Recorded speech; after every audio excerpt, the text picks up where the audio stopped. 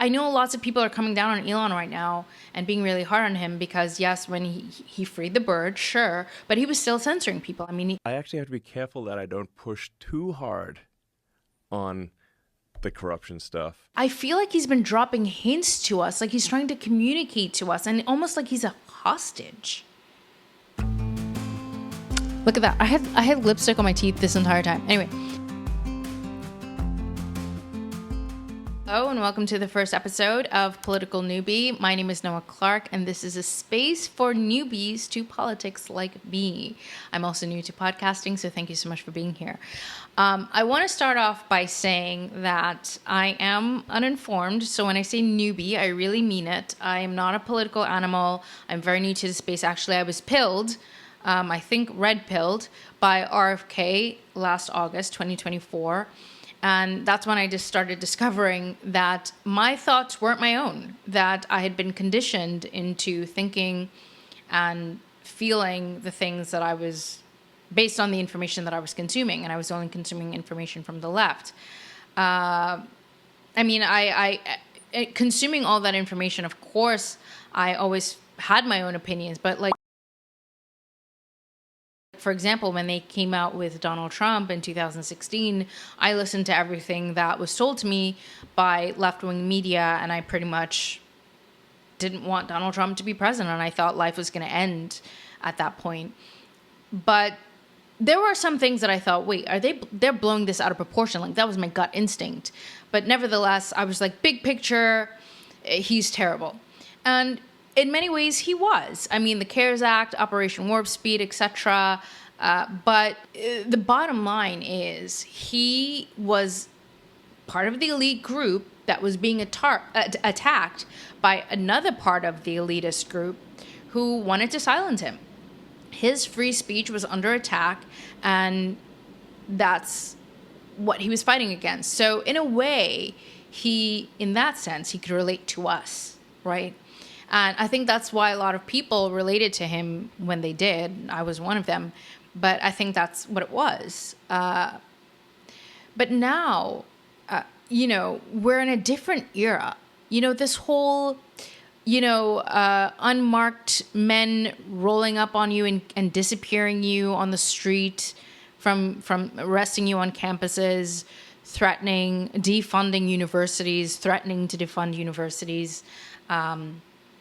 I saw an article post on X where this group called Beitar is pretty much identifying names of diaspora Jews who will be recommended to be banned from the state of Israel. We are glad, they say, we are glad Capo Norman Finkelstein has been banned already, I guess. So, I mean, pretty much my point is no one is immune. I mean, so far they're going after like F1 and H1 visas and student visas. They're going after green cards. Next, they're going after naturalized citizens, and then they're going after citizens. And in a way, citizens are already being targeted. So just by being deplatformed, you're targeted. You're part of it. So, in a few years, when they start targeting people for anti-surveillance speech, or targeting people for anti-climate change speech, or anti-conspiracy theory speech. So basically, if you're out there with a counter-narrative to what the government's narrative is, you could be jailed, right? So before, you were deplatformed, like for offering a counter-narrative to the JFK conspiracy theories, which I don't even know if I should be calling them conspiracy theories at this point, especially after the JFK file dump. But just imagine that if you started speaking up against how crazy mass surveillance is getting, that you could be jailed. Or if you're speaking up about what the facts right in front of you, that like Israel had something to do with the assassination of a sitting U.S. president, you could be jailed. Like, imagine all of that really happening, and it's likely that could happen really soon. All you have to do is weaponize anti-something, And right now we're allowing that. People who are out there, like pro-Israel people who are out there protesting to silence pro-Palestinian people, you will be silenced soon. Something will be used against you to silence you soon. Even Donald Trump wasn't immune to it. And yes, he won, right? Essentially, he won in 2016, and the machine wasn't successful at trying to silence him. When I say the machine, I mean the elitist group, which to me seems to be comprised mostly of Zionists. But they failed. But they are succeeding with little people like you and me.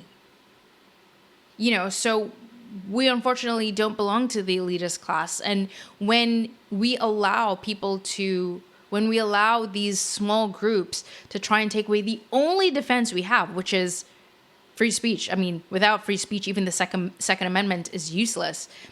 Then we're pretty much setting ourselves up and each other up for total collapse, essentially. Total collapse of the power of the majority, which are billions of people around the world who understand that our power is in our free speech. It's the only defense we have. And, you know, I find it interesting. I kind of want to like segue into what's happening with Elon Musk, because I feel like Elon Musk, like Donald Trump, belong to a section of the elitist group. He may also be a Zionist, I think. But he belongs to a section of the elitist group that I think understands how dangerous it is to allow this sort of ban on speech. And I think Elon might be a speech absolutist. And why do I say that? Because I know lots of people are coming down on Elon right now and being really hard on him because, yes, when he freed the bird, sure, but he was still censoring people. I mean, during Donald Trump's campaign, he was censoring RFK, and now he's censoring anti-Israel, anti-Zionist speech. And he's censoring pro-Palestinian speech on X. So he's still engaging in censorship, but I feel like he's been dropping hints to us, like he's trying to communicate to us, and almost like he's a hostage. I know that sounds wild, but think about it a little bit. And I'm gonna help you think about this, right? So in 2014, he drops a post on Twitter, and it says, "Worth reading, Superintelligence by Bostrom. We need to be super careful with AI, potentially more dangerous than nukes." And that goes back to what I was saying about without the First Amendment, the Second Amendment is moot. It means nothing. Because if you don't have the power to coordinate and organize, what are you going to do with the Second Amendment if you needed to use it? Nothing. You'll be disorganized. You'll be a mess. You won't be able to trust anybody or anything. You'll be confused. You won't know where to go. I think Elon Musk was pretty much saying that back in 2014, 11 years ago. And then that same year, the same month, he posts, "Hope we're not just the biological bootloader for digital superintelligence. Unfortunately, that is increasingly probable." So he says unfortunately. I don't know exactly if he's just saying, "Oh, well, you know, sucks that this is it, but that's, you know, that's kind of where things are going and we just have to accept it," or if this is a warning that we all need to wake up and start applying the right questions to the advent of AI and the control and the power that it's about to have over us. And the reason why I think he's a hostage trying to send that message is because he might also be controlled. Like, I think there might be censorship on Elon himself. Like, we think that he has like all this power and he could stand up against the elite groups and whatever, and a lot of us praise him for doing just that when he freed the bird. But in a sense, I feel like he's still just as trapped as we are. And somehow he's trying to communicate that, but I feel like you can see how he's becoming more restrained. But look at something that he posted back in 2014. He was at an MIT symposium and he's talking to people and he says this. Listen to this. I mean, with artificial intelligence, we are summoning the demon. You know all those stories where is the guy with the pentagram and the holy water, and he's like, yeah, he's sure he can control the demon. Didn't work out. Right. It didn't work out for the people who thought they could exorcise the demon with holy water and their Bible. It didn't work out. Maybe he's talking about what happened on the Exorcist movie. I don't know. But he was saying that out loud. Okay, cool. Yes, he's been talking about chipping our brains and all that fun stuff. I say fun stuff. But I'm wondering if he's like, yes, we need AI for like health development to advance health, but we also have to be cautious of the dangers of it when it comes to speech. Because the elitists will use it against their own. So they're even trying to protect themselves from each other. And then that leads me to, you know, the post that was pretty much driving everybody.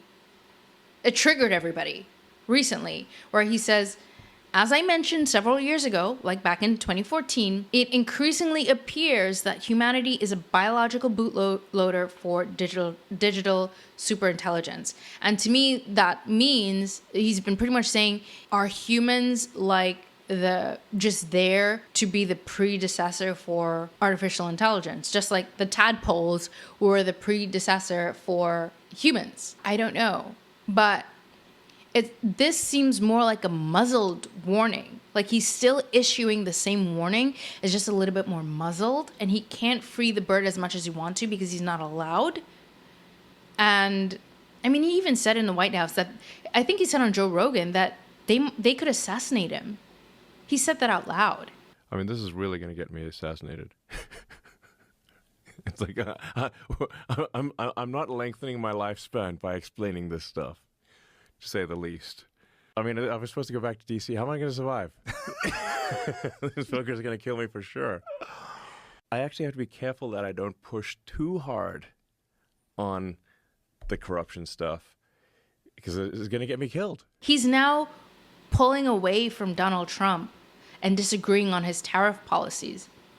And people think that, you know, Elon is walking away from Doge because he's, you know, neurotic and maybe toxically narcissistic, and he's childish and all of these different things. And I'm pretty sure a lot of that is true.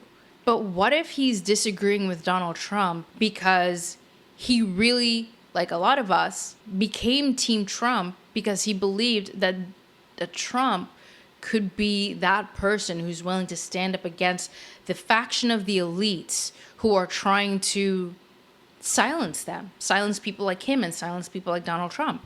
And once Donald Trump came in power, he realized that not even Donald Trump can stand up to these people. And he tried to play the game, you know, thinking like maybe this is 3D chess, 4D, 5D, 6D, whatever. And he realized, no, I see what this is. Not even Donald Trump can win. So now he's out of the game, it seems to me, like he left, and he's maybe trying to figure out how he can continue fighting this fight. I don't know. Because then he posts this thing from he retweeted God Syed, I think is his name. I don't know how to pronounce it. But listen to this. In a free society, you speak to people. Now, you may choose not to want to speak to them because you don't want to give them your time. But I never have the reflex to say, hey, Elon, why are you allowing these people on X? These people are sending me all kinds of mean anti-Jewish insults. Please cancel their accounts and so on. Joe Rogan would allow all sorts of people on his platform that, quote, spread disinformation and misinformation. Then he mentions the fact that he speaks to guys like Tucker Carlson and Donald Trump and so on, and these guys are way too dangerous to be given this platform. So here he's talking about Sam Harris. I have no idea who that is. I've never listened to any of his content. So I just know that he's talking about Sam Harris. And then I saw this tweet from a guy who says, in this clip, Sam Harris goes after Lex Fridman, who I am aware of, for interviewing Putin and Ye, the All In podcast for Kremlin Talking Points, and Joe Rogan for hosting Holocaust deniers, truly revealing his model of reality, where the public are just helpless receptacles of elite opinion. And clearly Elon believes this too, that they want to make Elon a receptacle of elite opinion or a certain faction of elite opinion. They wanted to do that to Donald Trump. They wanted to do that to a lot of people and a lot of elitists, and it seems to me that Elon Musk is not on board with that, and he wants our help in a way. I look at this, the news article that just came out. The day I've been warning about with the EU Digital Censorship Act is fast approaching. This is a red alert to the White House and State Department to back Europe the F off our social media speech freedoms, because the EU is aiming its censorship bazooka at Elon Musk's X, accusing it of too little censorship, too much chaos, and not enough algorithmic groveling. So Elon Musk is being targeted. He's just like the rest of us by what I think is Zionist faction. Unless we all get together and do something about Zionism. And when I say do something, we have to reject it wholesale. We're about to have our speech taken away from us. And let's be clear, they've been trying to do this to us for a long time.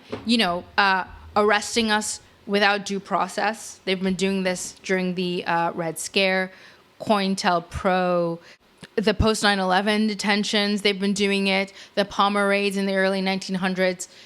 This is not new. Arresting professors and students on universities, threatening universities with defunding. This is not new. The only difference between now and then is AI, which is what Elon has been warning us about. AI is literally going to be the nail in the coffin. Soon, they will be able to weaponize anything to take away your freedom of speech, and without your freedom of speech, your Second Amendment right, it means nothing. So, this is the rest of what Elon retweeted from this guy. Precisely because I understand that in a free society, short of direct incitement to violence and so on, all bets are off. You either believe in free speech absolutism or you don't. So there is an endless number of things that Sam has said, for example, as relating to COVID, that are profoundly wrong. Imagine if we had said, hey, don't allow Sam to go on any shows anymore. He is a purveyor of disinformation and misinformation. No, let him go on shows, let him espouse his position. And then if there are better ideas, then if nothing else, the punishment will be that his words would come back to haunt him. So this is another thing. Like, we have all experienced, all of us. It doesn't matter what side you're on. It didn't matter if you were pro-Zionist, pro-Israel, pro-Palestine, pro-vaccine, anti-vaccine. It didn't matter what side you were on. 2020 happened to us, where we were all censored and we were all forced to take something that no one explained to us what it was, where it came from, what the tests revealed. No one. They just said, take this. And if you didn't, they took away the ability for you to protect yourself and your family by firing you. I mean, people in the military had to go through this. They were kicked out of the military. Doctors lost their license. Regular people like you and me got deplatformed. I mean, I didn't have a platform to be deplatformed, but you get what I'm saying, So we've already we've had a taste. And I think a lot of people are forgotten. So, this is more for the people who are pro-Israel out there and who are advocating to silence pro-Palestinians. Because you have to realize that if you're not protecting their speech, it will come back to haunt you, and very soon. I mean, when people were getting arrested in the UK for tweets, we were looking at that and we were all vociferous about it. We were very, very vocal about it. Like UK has gone down the tubes. UK is over. There's no democracy there, right? It only took a few months for that to be happening right here. I mean, people are being doxxed online. People are being swatted. People are being threatened. And in a way, because of online posts, people are being arrested by the government and taken to undisclosed locations. I don't know if they're doing that in the UK. I don't know if they're that bad where they're arresting you and just not telling anybody where you are. But they're doing that here.